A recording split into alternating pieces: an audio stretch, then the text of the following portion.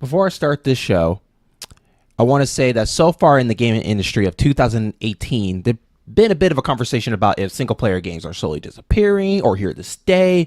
And, people had a lot of, good points on both sides. But I kind of want to look at it in a different way. So here's my two questions for you listeners. One, what kind of single-player game do you believe will still continue to keep seeing in this gaming cycle?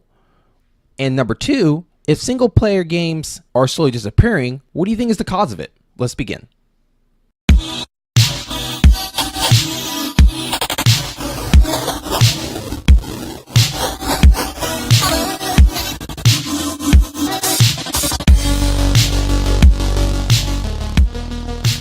And welcome to the show. I'm your host, Jeremy Evans, a.k.a. your in-game boss, a.k.a. your retro activist.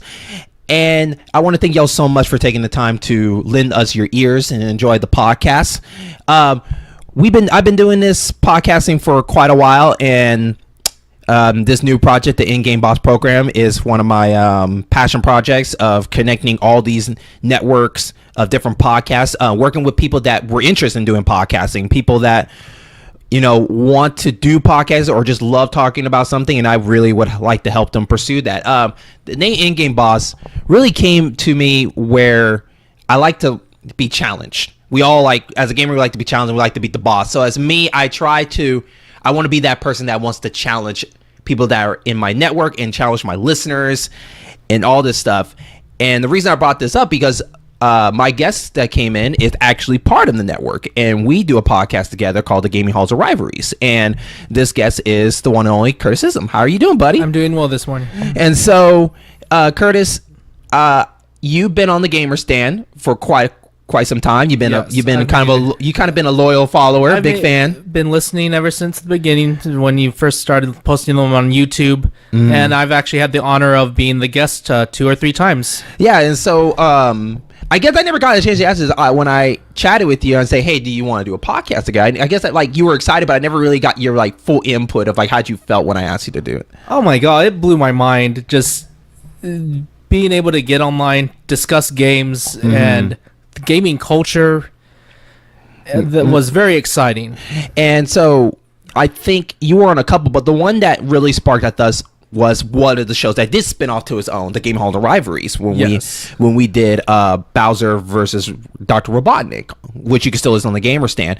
And that was a very fun chat. It was you and me and John Stone, and we had a good time. And I was like, you know what, I really like that show because we got to go out and do research. We came back, we learned some stuff coming out of that, and I was like, let's make this into a show. Let's make this into a series. There's so many other really cool characters in gaming history. And so, Curtis, for our listeners, what do you explain of what is Gaming Halls of Rivalries? Gaming Hall of Rivalries, we're taking 2 characters, either the same almost character arc, same genre type, and it's not a who's better than who. It's kind of comparing, contrasting. We have talked about game history, game development in those certain titles. I'll give you an example. One of the episodes we did, I'm not sure if it's out yet, but we pitted Nathan Drake and Lara Croft together. And we talked about how each game, Nathan Drake's Uncharted games, learned a lot from the Lara Croft Tomb Raiders. And so 8 years later, when Lara Croft got rebooted, that game learned a lot from Uncharted. Right. And it just the give and take.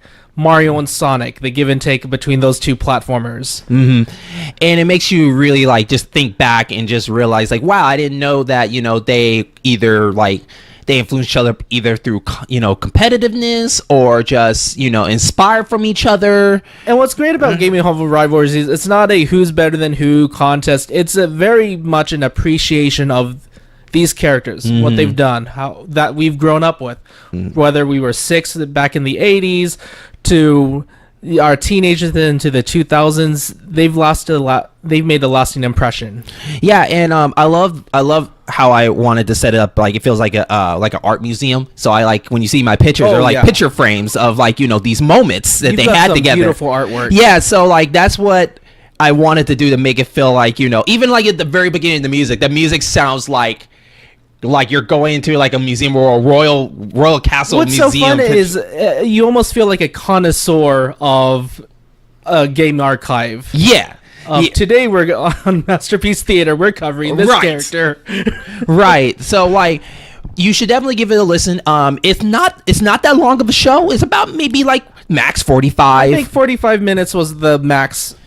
And that was the Solid Snake and Sam Fisher one, right? Because of just the number of titles in those series. And they're really good in case, like, if you get up early in the morning, you got to go to work, and sometimes traffic can take you a little bit long. Just pop it in, man. It's just a really fun little educational stuff. It's a really good, knowledgeable. I recommend it. If you have a desk job too, right? It's just a very simple show, and you're not feeling behind or ahead or anything. You might actually learn something from there. And on the show, we actually talk about what our visions of we hope they do later on for these characters if they still continue. That's correct. And so we actually have a segment of where do we think the future lies for these characters in the future. And so, but you can always listen to the show just like part of the network on Podbean, iTunes, and YouTube. And make sure when you're looking for us, make sure you type in the In-Game Bots program, because that's where all the shows are combined together. So you can't find us by typing in Game Halls or Rivalries, or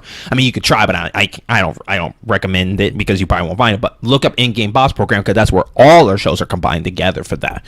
And so let's talk about some surprising news. So on this show, when we do our news stuff, we're not going to do news that, oh my gosh, it was like 3 weeks ago and all this, like, not the hot news. But I do want to talk about some news that, it's not huge, but it's still, people are probably still talking about it. And for a while, Sonic and Mario have been, the rivals, probably the greatest rivals of all time, which we talked about.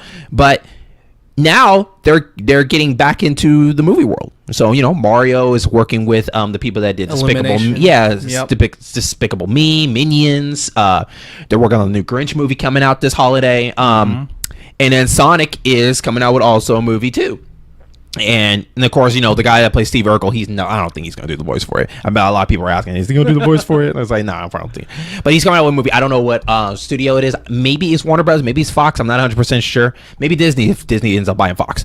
But they talked about the voice cast, and Jim Carrey was mentioned as voicing Dr. Robotnik. And that is a interesting thing, because I did not see that coming. Yes. Curtis, are you a Jim Carrey fan? I was. His stuff in the early 90s. What's your favorite Jim Carrey films did you enjoy?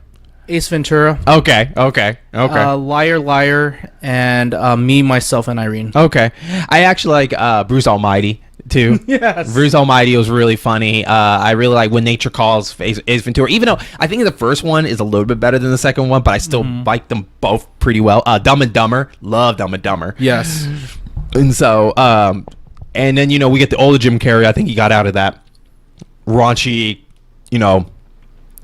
that stupid comedy stuff, and the Truman Show was one of my favorite serious roles for him. Really? Okay. Very, very, very good movie. Have you ever seen Eternal Sunshine? I have not. Spotless Mind. It was interesting. I didn't fully finish it, but yeah, it was a different role for him, and so but him playing Dr. Robotnik will be interesting, because Jim Carrey in his prime, he would go through so many different voices. Yes. Even from like The Mask to all that kind of stuff. Heck, even back in like his old show on television, like In Living Color. He had a lot of stuff going on. So it'll be interesting to see what voice he invests in this. And it always cracks me up that when we do animated movies from there, it always cracks me up that they never carry over the television stars to come and do the movies. Yeah.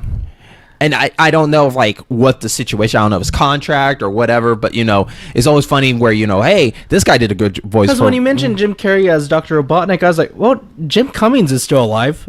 Jim Cummings, if you grew up in the 90s and even to now, he voiced Pete from Goof Troop. He voiced Darkwing Duck / Drake Mallard. If you've seen a Disney cartoon, you have heard Jim Cummings.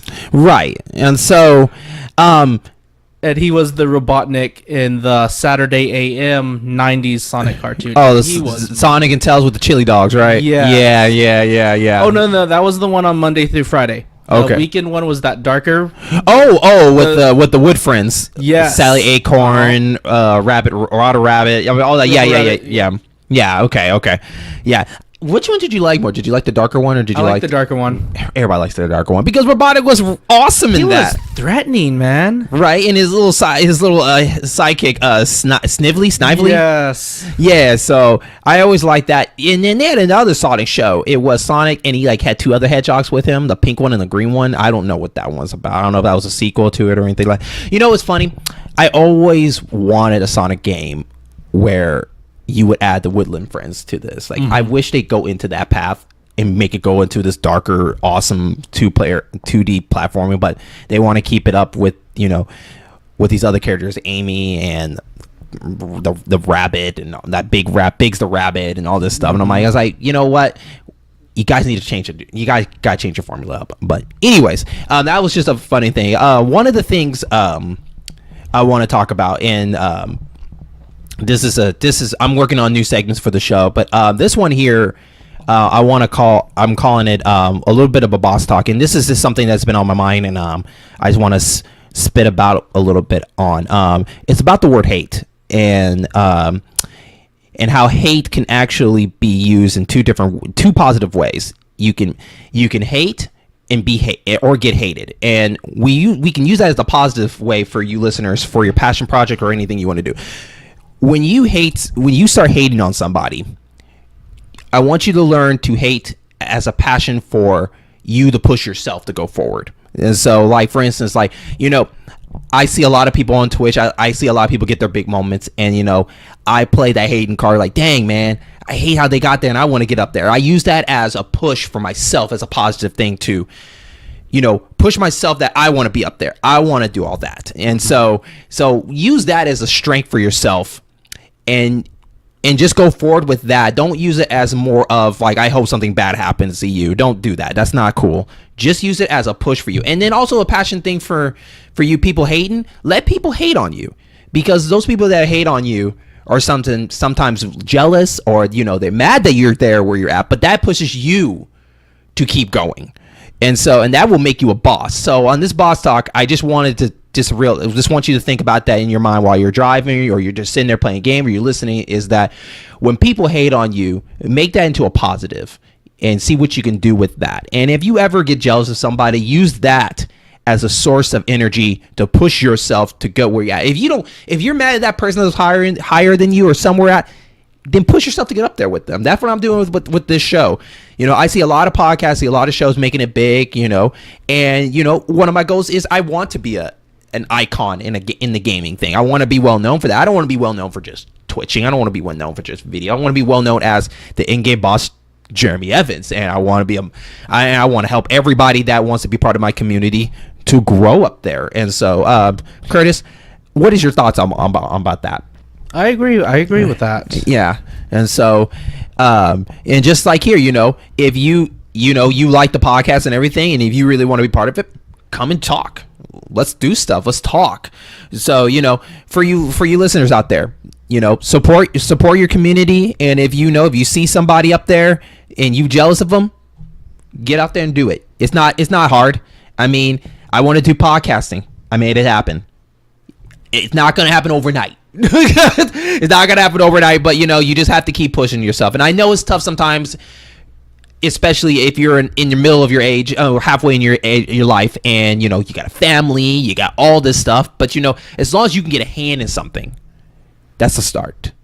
And so let's take a break, and when we come back, we're gonna get into our main segment about single player games. And still here, disappearing, what are the thoughts about it? We'll be right back.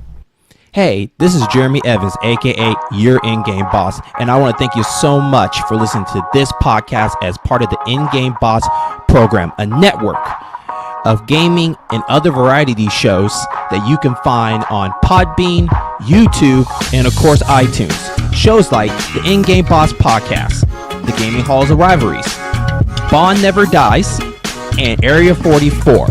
Thank you so much. Enjoy the rest of the show.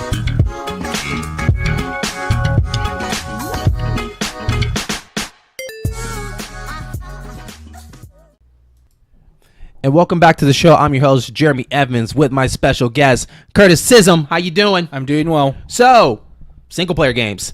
That's been in the news a lot lately. I think it happened like around like March, April. Like there's this thing going on where a lot of developers have come up with games, but they're losing sales due to a bunch of factors and everything like that. And people just went into question like, is single player games are dead? So let's be honest here.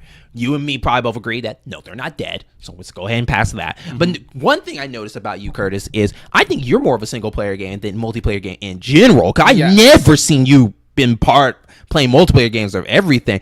So my question is, why is it that you play more single player games than you do in multiplayer games? I think I've just never adjusted to online games. 90% of my library is single player, and if there is multiplayer, it was tacked on. Okay. So, for the listeners, what kind of single player games do you enjoy playing? I like the Uncharted series. I like spectacle fighters or hack and slashes. Okay. Dynasty Warriors, Bayonetta. I like platformers. Love indie games. Love the shit out of indie games. I like story-driven games. Any David Cage game, Heavy Rain, Beyond Two Souls, Detroit Become Human are the ones I really. You've got to play this. Until Dawn is another story-driven game I really love. Telltales, yes. Okay. I like more the platforming, and I love more of the RPGs. And what I mean by tacked on multiplayer, like starting with Uncharted 2, they just tacked on multiplayer, right, as a side feature, right. And going back to the first point of, is single player games dead? I almost think that's a hyperbolic topic. That's every year there's an article about that too. Mm-hmm. But I noticed that you didn't mention shooters, so you don't play any single player shooters. The closest shooter is the Uncharted third-person shooting games. Not the first-person shooter. Okay, so Halo's never been in your repertoire? No, but the few times I have played at a friend's house, I really enjoyed it. Okay, and you never liked, say like maybe Metroid Prime? That's kind of a first-person explorer but / shooter. No, or just something you just never got a chance to get hands on. Thing, the old Star Wars Battlefront games on the PS2. Okay. Yep. Okay. All right. Yeah, John Robles, he's a big single player first person shooter person. Shout out to John on the show, Area 44. Check it out. It should probably already be out right now. But that comes to the question for you and the viewers. So let's go with the first question we have here. And the first question we have is, what kind of single player games do we believe will continue to keep seeing for this gaming cycle and next? And when we mean next, we're talking about the next gen consoles, like your PS5, your Xbox, whatever, and maybe whatever Nintendo's coming up with next. Or even rumor has it, Google's now coming up with a new platform. Regardless, what do we see there? Curtis, what's your mind thinking? I think if you go all the way back to the PlayStation, Sony's masterfully done the action adventure single player games. Mm-hmm. You're talking about your God of Wars. You're talking about Crash Bandicoot, your platformers. Horizon Dawn Zero. And getting in the modern era, Horizon Dawn Zero, Yakuza. Zelda. Recently with Final Fantasy turning into going away from the turn-based to the more action-y Kingdom Hearts. And Kingdom Hearts, yeah. Arkham series. Single player, action adventure. So we're seeing more, in your point of view, we're seeing more action than anything, just more action single players. Yes. Okay. And, watching E3 this year, it's just like, well, is single player dying? And I honestly think that game devs kind of put their fingers in the ear, say, no, we're not going anywhere. We're churning out Spider-Man in September. We're churning out Last of Us 2. Ghost of Tsushima. That developer was Sucker Punch. Sucker Punch made the infamous games back in the 2000s. Sly Cooper. And Sly Cooper. Thank you, Sly Cooper. Rocksteady's still going strong with the rumored Superman title. Kingdom Hearts 3, of course, was from Square Enix. I think Platinum Games isn't going anywhere with their hack and slashes. Right. And yeah, it cracks me up. That argument is like, is single player games going anywhere? I don't think the game devs will let it. Yeah, it's interesting because also too we're seeing a lot of games where you're having a choice if you want to take the voyage single player or have a friend come with you. So they're trying to do everything together. They're trying to put almost everything up making together. hybrids. And yeah. what I mean, going back to Uncharted, was the tacked on multiplayer was like, there's that option. When Star Wars Battlefront, the 2000, was it 10, 12? Give or take. Give or take, the 2010s version of Battlefront. What was the number one complaint that when it came out? Where's the single player campaign? Where was that awesome the 501st story from? Like, we know Star Wars Battlefront can do a story. Where is it? And it almost peer pressured EA into, what did we get with Battlefront 2? We got a single player campaign. Right. So for me, what we're gonna keep seeing in the next cycle, I do agree with action, but I think we're gonna see more of giant epic adventures. For instance, Zelda Breath of the Wild is one of those examples. I wouldn't put God of War on there because that's more action, but I think we're going to see more of, we'll put you here and go on this large, but basically put you in this open world, do whatever you want. It's more of a playground. That's what we're seeing. The sandbox. Because we're seeing that with Horizon Zero Dawn. Grand Theft Auto's been doing it for years of just put you in the Far Cry titles. Yeah, for Far Cry is now getting more in the co-op. They're really focusing more on co-op of those games to me than more single player. But yeah, I think they're just putting you more in a giant area and taking away more of the story. Ubisoft's Assassin's Creed is still going on. Here's a random time period. Here's an open world for you to explore and do shenanigans in. But I think we are seeing story-drivens not being included in this open world. Because when you play a game when you're in an open world, it's hard to really invest a story on it because they're not they're not forcing you onto this story. It's more of like story second. Yes. So what I see single player is more of an open world sandbox or whatever game mechanic. Yeah, and you choose if you want to go this way or you want to go that way. And so choices based I think are still going to be included in a lot of single player games. Maybe not heavily focused on it, but more of in the conversations of the choices that you make, kind of like they did with Fable or Mass Effect. Going on your point of story taking a back seat, I'm really hyped about Spider-Man because it looks like the Spider-Man 2 web slinging mechanic, just up to date. You pretty hyped for that? I've been kind of hyping that up myself, thinking, oh my gosh, get to web swing through New York on a PS4 again. That exhilaration of re-exploring. Do you play a lot of open world story games? Which ones do you like? Do you like Fallout, Skyrim? Definitely Skyrim. Okay. Do you remember the story and did you enjoy it, or was that on the back seat? It was more on the kind of the back seat. Okay. And that didn't bother you at all? No. The next one on my list right now is Horizon Zero Dawn. Okay, yeah, I'm playing that right now. Need to dig my teeth into that. Did you have a chance to play the new God of War by any chance? I have not. Okay. So with that, I'm also seeing more of I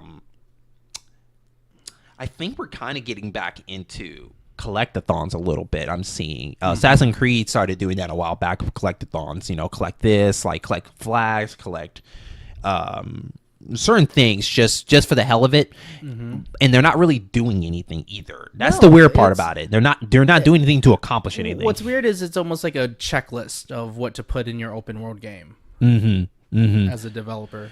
So but I guess what is interesting about now with single player games is I guess people really want to always have at least one other person enjoy that voice for you. And so, but sometimes single player games, I kind of want to be by myself and like observe this world myself. I really don't want to share with anybody. I kind of just want to be alone in this world. Let me discover all this. I have a friend that comes over on Sundays with my wife, and we played through Final Fantasy 15 because I wanted.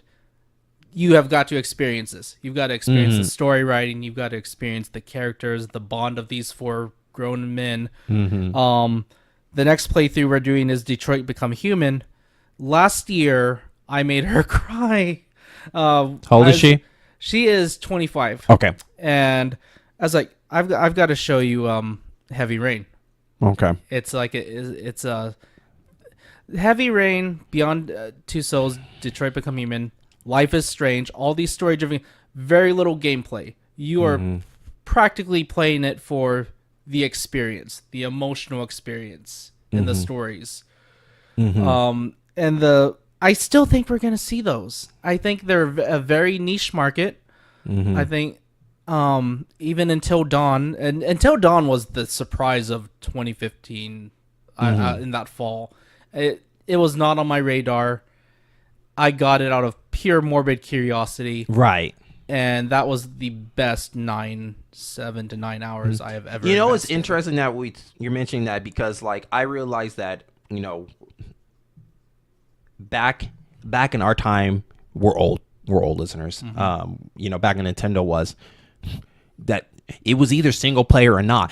Like co-op games didn't really get on the high rise until like that was maybe like the PS2 era. That was like the new frontier. Yeah, but it was more of like either 2 players max because that's all you had. The consoles didn't really get into the 4 slots until the 64 came out. Yes.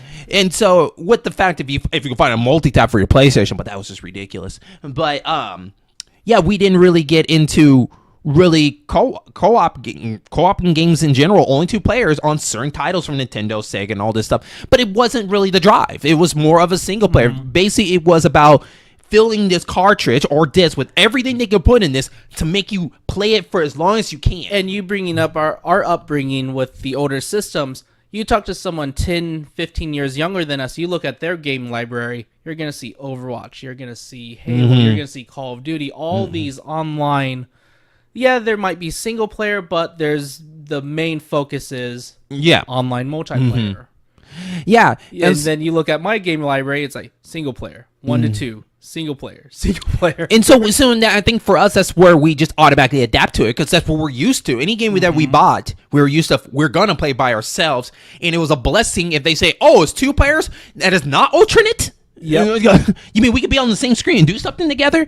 And so I think it's really interesting how that kind of curved for us. And I can tell that maybe for our generation, some people either took that step to go into the multiplayer or kind of stayed for you, for example, staying into the single player only. And the modern day of that example, because you mentioned multiplayer beyond 2 players as the forefront, the thinking ahead of that game of the gaming world at that time, right? The equivalent of that today is Twitch interaction with your single player or multiplayer games. Having people on Twitch, Party Hard is a good example.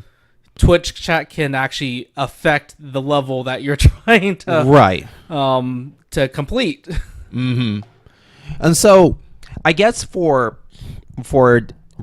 this generation and for the next one, I think that if we had to pinpoint one category, I think action single player is going to be the top. Low. Yeah, that's going to be the one that's going to keep pushing it because I think people, you know, other than Japan, I mean, they'll take any single player over there. They do everything, you know, turn-based and all that kind of stuff. But here, you know, turn-based is slowing down here. We are seeing that tacticals are slowly slowing down over here. And just like the culture shock between Japan and the U.S. in not only social behavior, upbringings, their gaming culture is very different than ours too.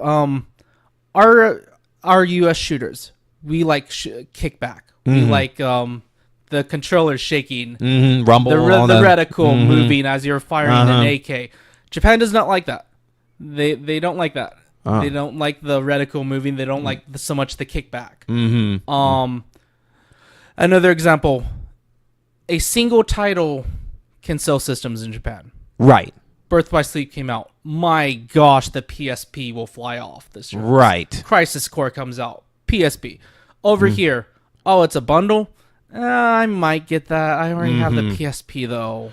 The Pokemon exclusives. Here's the Pikachu artwork on the 3DS. The XL large. Hotcakes in Japan. Over here, well, you might get some biters. Right.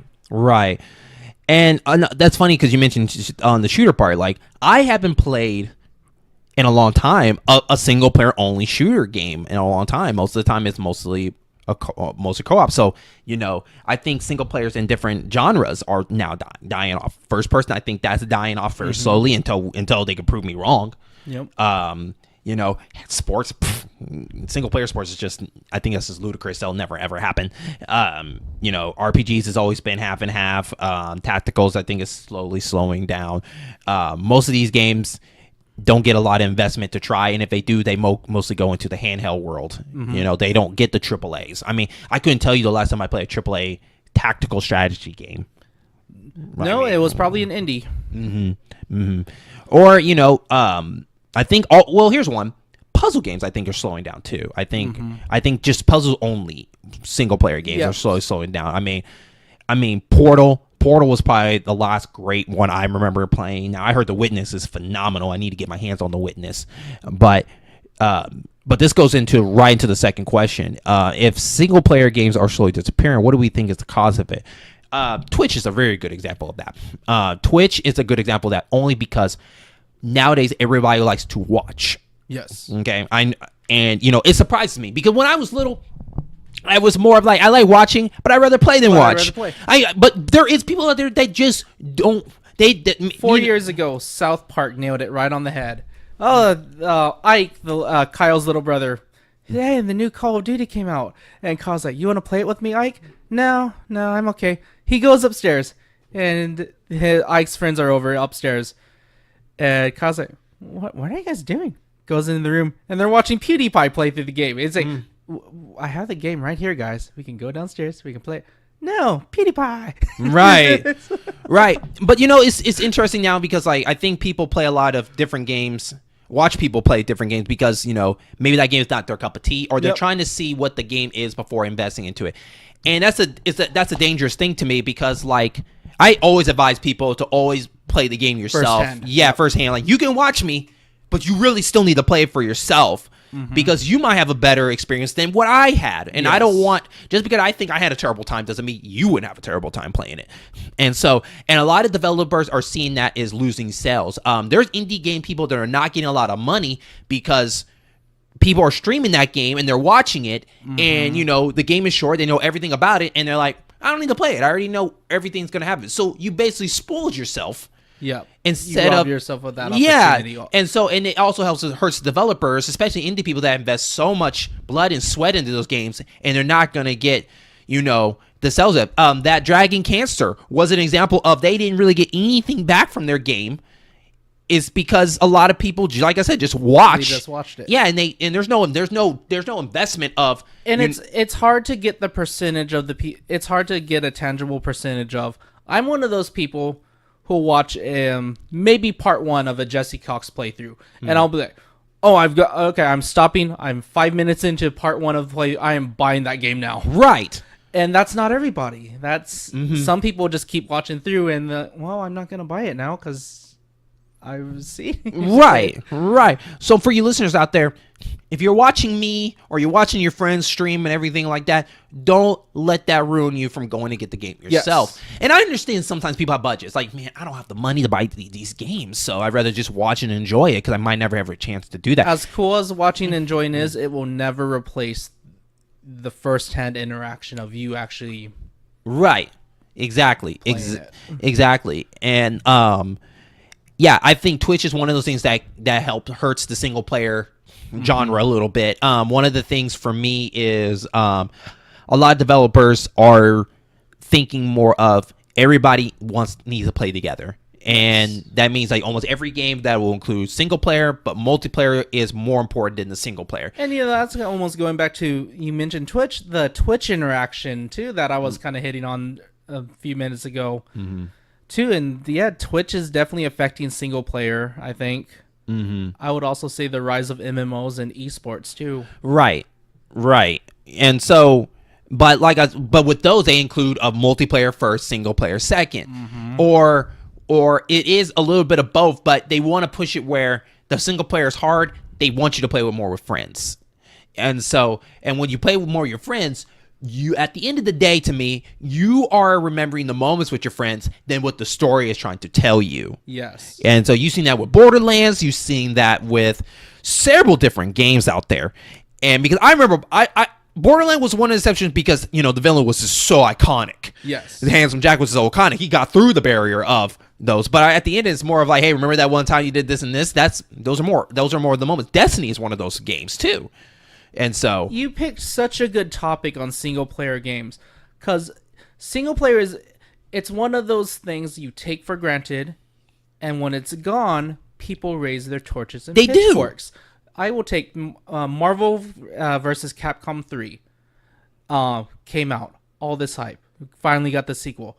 What are with these shitty character endings? Where's my overflow story? And you look at the NetherRealm's Mortal Kombat, it's like, and what's so funny was, at the forefront is it's a fighting game. It's 1 versus 1 online play. That's the heart of it. Oh, and it has an awesome story just tacked on, and you got something you never asked for. right. And Marvel versus Capcom 3 comes out. Pitchforks and the fire torches are out. But even like the new Call of Duty coming out, they're replacing the single player than the battle royale, so we don't know what the reaction is going to be for that when it comes out. But Halo was more of multiplayer game than more of a heavy base thing. So we're losing that self-driven stuff. Yes. That's why Quantum Dreams series, Detroit. It can get great reviews, but a lot of people don't feel like having that focus, because I guess this new generation, the extension span is more up. I only want to play a couple hours, then I want to go. I want to go do something else. They don't want to be, man, do I really want to invest so many hours to this game and really have to think hard about it, But when they're gone, they were like, man, I miss these games. It's one of those you don't know what you want till it's gone kind of method. Thank you. Yep, that's what exactly. And so I really hope that single players don't go away, and they're not going to go anytime soon. But we'll see what happens. But I hope we are still focusing, when you do multiplayer games, that you're really focused on your story of if a single person could enjoy it even by himself, right? Not just it's better with multiple people. And what's really scary with devs now, game production has gotten so expensive. It's almost a risk. Well, do we leave it in? Do we tack on a single player story? That's that much more cost. That's that much more development time. Or do we let it slide? I'd say Overwatch is a good example. It's like it's one of those things like, where's the single player though? That you've built up these really fascinating characters, this lore of this world, and you want more. But at the same time, were you asking for that? Were you more focused on the online competition play? Right. And it's one of those things where when it's gone, then you notice. And we can go straight into EA, because EA is the prime example of they're the first ones to saying that single player games are not going anywhere. They shut down, I think, 2 games because of single player. There was a single Star Wars game that was coming out. They shut it down. They're trying to do something else. They're trying to do a more open world, they said. But we don't know if that's going to be single player only. But then you have Battlefront that demanded single player ever since the first one, like you mentioned, and they got it, and it was lackluster because you gave people the single player game, but you didn't really give it 100%, did you? You just did it to shut everybody up. Yep. And that's where it comes down to this: is am I getting the money back that I invest so much of? And that's where they want to go with the big whammies, because the goal is to get as many people we want to play these games. So multiplayer and networking online is our share goal to that. And so that's their idea. And sometimes they took some hits that didn't work out for them. But then some that did do well. But let's think about it. They did Mass Effect, with the attachment of multiplayer. But Mass Effect is one of the biggest iconic series that they had. And now, of course, Andromeda just kind of went down the drain a little bit. But, that was their big flagship. Dragon Age was a big flagship. But now they're trying to add a little bit of a multiplayer to that, too. So, can multiplayer games sometimes hurt a series? I think so. And so, but, Ubisoft is, they're only going as far as people want the single player to go. Assassin's Creed is only going to go far as people wanted to go far. But if it went down the drain, if you knew this, but Arkham Knight actually had online. No, Arkham City actually had online play. Okay. And you had 2 teams. You got to play as Batman or Robin, and then everyone else was the henchman hiding. Okay. No, I didn't know that. Yes. I didn't know that. I guess because that was the type of game where, like, I'm here for the single player. I'm not really here for the extra stuff, I guess. And, kind of going back to Twitch being too... you have a lot of games that are fun to experience on Twitch or Twitch yourself. Friday the 13th is a good example. Recent time. John Robles, he actually liked that game, and so. But there is some single player games that do get hit hard and they don't do very well, and it sucks when you get a bad single player game because like, man, I think any bad game sucks because that's a lot of money down the drain for something like that. So it sucks if a single player game, heavy base, high graphics, everything, beautiful game in the world, and it's garbage, and it sucks. It's like, man, I feel sorry for you guys, but that means y'all need to sit back and really think about your product a little bit better instead of just pushing it out. But like, there is single player games where they invest as far as they can go. Like I said, Assassin's Creed, for example, is a series. If it start dying off, I mean, what else are they gonna do? I mean, all the rest of their games are multi-friendly. Rainbow Six, all that stuff. Beyond Good and Evil, I think is single player, which I'm very hype about. It's one of my most hyped games so far. But also too, I think maybe single players could be dying because a lot of single player games now will probably put more focus into multiplayer into it. I think it will be a sad day, which will probably never ever happen, but it'll be a sad day when we open up a Zelda game, a true Zelda high one, and it's going to be a co-op. That's going to be a weird thing, like an open world Zelda game, but you and 3 other friends, and people are known of, no, Zelda's my world. I want to explore it. It's Zelda Link only, no one else to share it with. Yes. And it's going to be weird if Nintendo decides, like, we're going to give this a try, because, the Triforce one with the 3 links was pretty cool. Maybe we can try this. They did 4 Swords too. The 4 Swords, yeah. Yeah, but they were like, they were not high quality. They were just kind of their own thing. It was more of an experimental, so they didn't want to invest. But if you see a Breath of Fire, Breath of Wild, high quality with all that, that is going to be weird. A Mario game, like Mario Odyssey with all that. Now they did it with 3D World, and that was pretty cool. But okay, I take that back. Mario, I can work with Mario. Mario can do anything. Another factor I'd like to say is the modern game industry forces studios to almost make the same game. Keep franchises alive. Don't experiment with IPs. And you kind of have a lack of. It's like, oh my gosh, it's another Assassin's Creed game. It's another God of War game, and those are single players games. Those are, in a lack of a better word, a one-trick pony, and you can't really integrate new stuff into that. And if you do make an IP, well, that's a financial risk. That's not safe. And what if it does bomb? Right. Not everything can be. When The Last of Us came out to all this appraise, Naughty Dog was shooting in the dark with that. It's like, we have a really good story. Oh, please God, catch fire. Please God, catch fire. But if my listeners have listened to episode 1 with my special guest Caleb Masters, we talked about changing the formula of video games, and that's one of the key things you have to do. God of War, Zelda is a perfect example. Final Fantasy 15 example is, if you want the single player games to continue, you got to change it. Your formula, you got to tweak it to keep it more interesting. God of War went into a more heavy focus narrative style instead of just run and just kill everybody in a room and go to the next room. Link went more into an open world of you in that world now.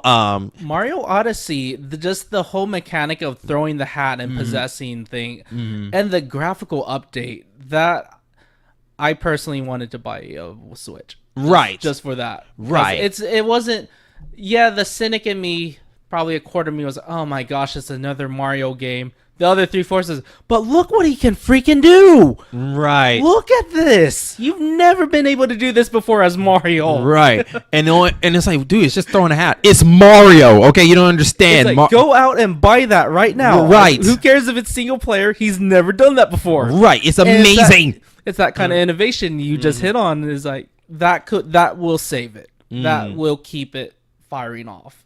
So I guess, like, the answer to the question of with stuff that disappeared, twitching is one for people that I advise you to enjoy watching it. But I really recommend you also playing it too. Play for yourself. Okay. 2, demand those developers that, if the game has single player the first time and they're trying to take it away, tell them that we want it back. Okay, we want it. It's not going anywhere. That's the reason the single player drawed us and it needs to stay there. Don't add multiplayer to something that can just diminish it or just ruin that franchise.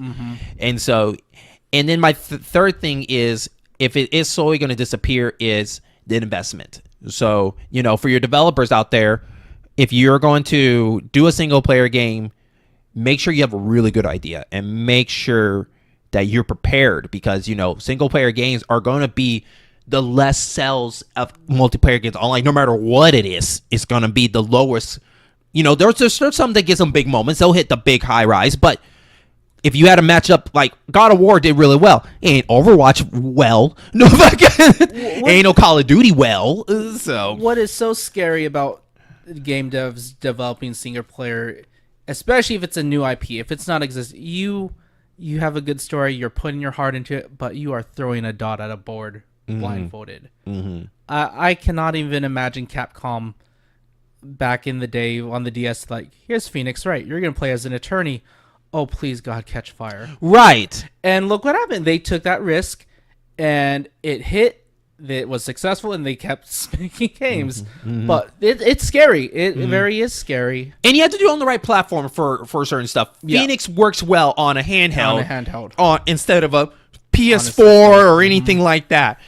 So you just have to make you have to make the right decision. If it does catch fire and does really well, then maybe it's time to do a AAA out of it. And so we've seen a lot of games go into AAA ever since they do well on a handheld. And so, but Curtis, is there anything else you want to add before we wrap this up? That's about it. Okay. I want to thank you all for coming in to listen to the show. You can always catch all our shows as part of the In-Game Boss program. The Gaming Halls of Rivalries, this show, Bond Never Dies, it's a James Bond podcast. Area 44 is a new podcast that John Robles and I are doing. It's co-host Wingman. And we have even more shows coming through that I can't wait to share for you. But it's easy. All you have to do is make sure to tell your friends, spread the word, follow, subscribe. You follow us on Twitter. Just look for In-Game Boss program. Facebook, we're there too. We're on YouTube. You name it. If we're not there, we'll be there soon. And so, and also too, if you like watching people play games, like for example what we talked about, and I still recommend playing it if you want to get a taste. We have a lot of people that stream on here. I'm one of them. You can look up RetroAmp 007 off my Twitch, and also off my Twitter. So, definitely check us out. Curtis, thank you so much for making the time to come back on. Please show your support by following and listening to the Game Halls of Rivalries. I promise you, it's worth your ears. It's a great segment. I swear you'll come off stuff. You'll start coming off stuff. Learning that I can't believe that happened. Hey, did you know that Princess Peach has always been Peach the whole time, and then America changed it to Princess Toadstool? Go listen to us. It's a really good stuff, and it's a short series. You're not looking at longevity. We're looking at this series about maybe 15 episodes. And it's a short series, and it's something that I wanted to do where no matter how long ago it is, you can still listen to it and not feel like it's in the moment. It's more of educational. It's timeless. They're timeless. Yeah, so that was the goal of all this. And so, with that, we will catch you on our next episode. Hi, and thank you so much for taking time to listen to the show that is part of the In-Game Boss program. Remember, you can always visit us on Facebook and Twitter to get the up-to-date news about what shows are premiering and whatnot. And also, you can always listen to our shows on iTunes, Podbean, and YouTube. And remember to follow and subscribe, leave a review and a 5-star rating to keep us going. And thank you so much.